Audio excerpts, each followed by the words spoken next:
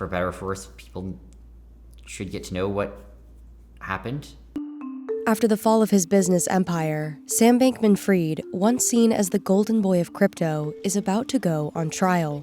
He is accused of basically lying to his customers, lying to his investors, and lying to lenders about what FTX was doing with customer funds. On October 3rd, Bankman-Fried's trial on charges that he defrauded customers of billions of dollars will begin in a New York federal court. He has pleaded not guilty to all criminal charges. Here's what you need to know about the case and the man on trial.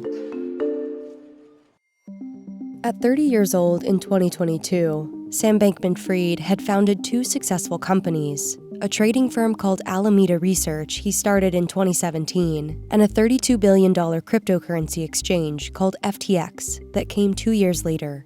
FTX and Alameda Research were run by an inner circle of Sam and his closest friends and colleagues. Caroline Ellison, who was the CEO of Alameda Research, Gary Wang, who was a co-founder of FTX and responsible for much of its technology, and Nishad Singh, who was the director of engineering at FTX. The upper management all lived together in a luxury penthouse in the Bahamas that cost $30 million. Bankman-Fried was also a familiar face in the political scene on Capitol Hill. In February 2022, he testified at a Senate hearing where he encouraged better regulation of cryptocurrency markets. It is the patchwork of regulation that there is simultaneously too many sort of cooks in the kitchen and yet not enough oversight. Bankman-Fried personally made $40 million in donations ahead of the 2022 midterm elections. At one point, he was estimated to have a net worth of $15.6 billion. He was one of the biggest, richest, and most successful people in crypto until last year, when everything collapsed. In November 2022, a report from crypto website CoinDesk revealed that most of Alameda's assets were in FTX's tokens, setting off a run. But FTX wasn't able to meet the billions of dollars of withdrawals. Bankman-Fried stepped down as CEO, and shortly after, FTX filed for bankruptcy. In traditional finance, regulators require brokerages to segregate customer funds from any capital they use for trading. Cryptocurrency is still considered the Wild West, where the rules are murkier. This is one of the biggest financial frauds in American history. Bankman-Fried was arrested in mid-December in the Bahamas after the U.S. filed criminal charges including wire fraud and conspiracy to commit money laundering.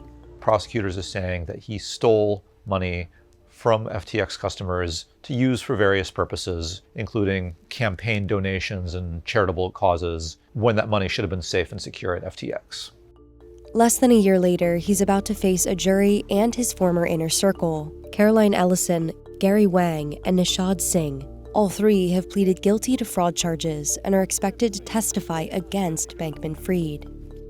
Caroline's testimony will probably be very important in this trial because she was the head of Alameda Research, and she would have been closer to the actual trading strategies and Alameda investments than Sam was. So she would be in a position to say, yes, we took this money and used it for these purposes and knew that we were doing it, and here, this is what was Sam's role in that. And Bankman-Fried could take the stand himself. Sam is no ordinary defendant. After the collapse of FTX, he gave a whole lot of interviews, tweeted, started a Substack, and tried to defend himself publicly. So he might be inclined to try and testify in his own defense. In an interview with the Journal last December, Bankman-Fried said he bore responsibility for the company's collapse, but did not knowingly commit any fraud. I don't think that I did, I don't think I tried to commit fraud anywhere here. I was trying to do the best I could. Obviously, that wasn't nearly as good as I thought it was. Bankman-Fried could face up to decades in prison if he's found guilty, and he has a trial for additional conspiracy and fraud charges tentatively scheduled for March 2024.